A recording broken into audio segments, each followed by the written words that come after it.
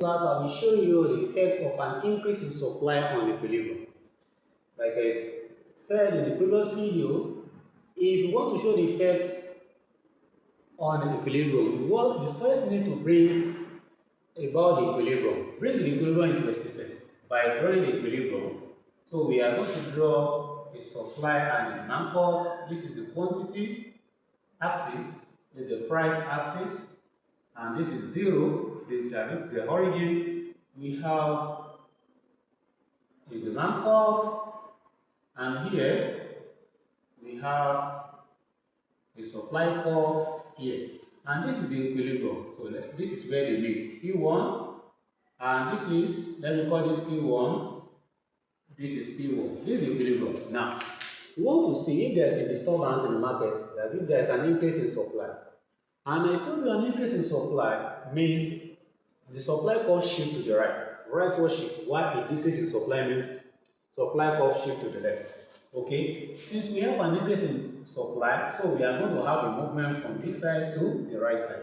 So let me call this H1, S1, because that is the one that is moving. If there's an increase in supply, we can have another supply curve here, that is the supply was shifted from S1, S1 to S2, S2. Let me call this S2, S2.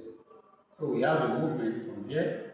I thought you can see the new supply curve intersects that demand curve at this point. Okay, so we now have a new equilibrium P2, let me call it P2 and Q2 here. Okay, we can see that it is only supply that has increased, so we assume that demand has lost change. So that is ceteris paribus. Okay, so once you are not told that anything has happened to the other side of the market, you assume it remains constant. Okay, like that.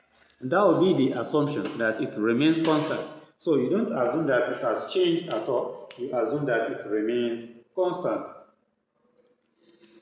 Okay, now if that is the case, you can see from this point to this point, we now have the price falling. Okay, from P1 to P2, and we have the quantity increasing from Q1 to Q2. You can see when there's an increase in supply, while demand remains unchanged, the price will fall from P1 to P2, and the quantity will rise from Q1 to Q2. Okay, summarily, the effect of an increase in supply on the equilibrium is that when there's an increase, is that the equilibrium price will fall and the equilibrium quantity will increase.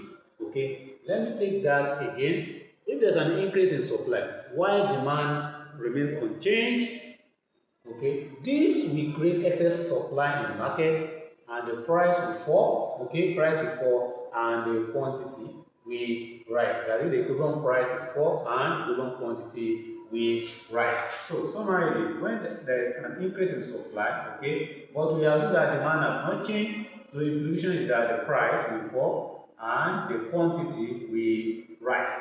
Thank you. Don't forget to like the video, drop your comment, and also share the videos to benefit others. Thank you. See you in the next video.